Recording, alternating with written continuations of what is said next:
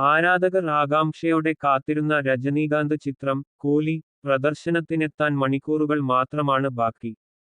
ലോകേഷ് കനകരാജ് സംവിധാനം ചെയ്ത ചിത്രം ലോകവ്യാപകമായി ഓഗസ്റ്റ് 14 റിലീസ് ചെയ്യും. അഡ്വാൻസ് ബുക്കിംഗിലും ചിത്രം വലിയ മുന്നേറ്റമാണ് നടത്തുന്നത്.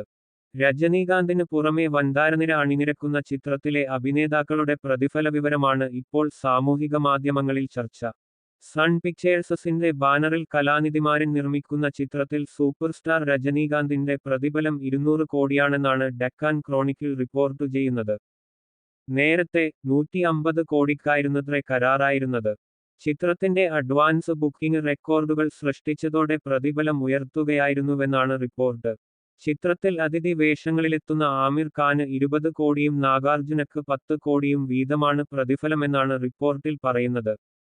പ്രധാന കഥാപാത്രങ്ങളെ അവതരിപ്പിക്കുന്ന സത്യരാജിനും ഉപേന്ദ്രയ്ക്കും യഥാക്രമം 5ഉം 4ഉം കോടി വീതമാണ് പ്രതിഫലം.